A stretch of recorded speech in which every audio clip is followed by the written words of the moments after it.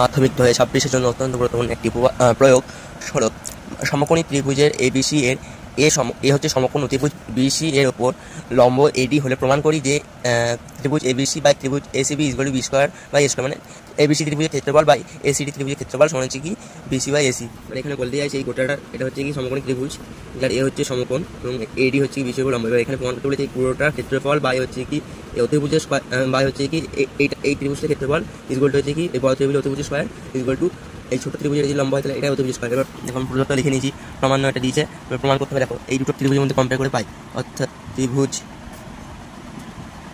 ABC ও ত্রিভুজ ACD এর মধ্যে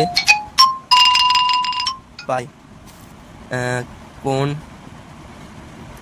বিএসসি ইজ ইকুয়াল টু কোণ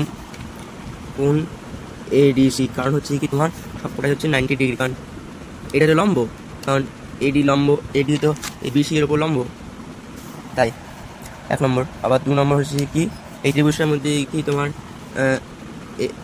কোণ এই ত্রিভুজটা হচ্ছে কি মনে করো কোণ এসিবি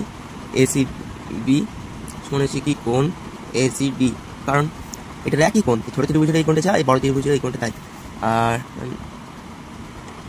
একই কোণ আর অবশিষ্ট কোণ একই হতেই হবে। অর্থাৎ এখান থেকে লিখতে পারি যে কি এ বিসি ও ত্রিভুজ এসিডি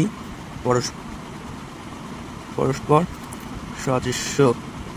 অর্থাৎ সদৃশ্য কোণের উপপাদ্য থেকে জানতে পারি যে পরস্পর সদৃশ্য ত্রিভুজগুলির ক্ষেত্রফল অনুরূপ দুটি বাহুর অনুপাতের সমান হয়। অর্থাৎ বড় ত্রিভুজের ক্ষেত্রফল হচ্ছে কি ত্রিভুজ এ বিসি বা এই ছোট ত্রিভুজ এসিডি সমান হচ্ছে কি একটা অনুরূপ বাহু। ধরো এটা অতিভুজ, এটাকে ধরলাম বিসি তার বর্গ স্কয়ার, আর এই ছোট ত্রিভুজের যদি এটা লম্বা দিলে এটাই হবে তোমার অতিভুজ, তাহলে কি এসি স্কয়ার। এই পদ্ধতি প্রুফ। এবার দেখলাম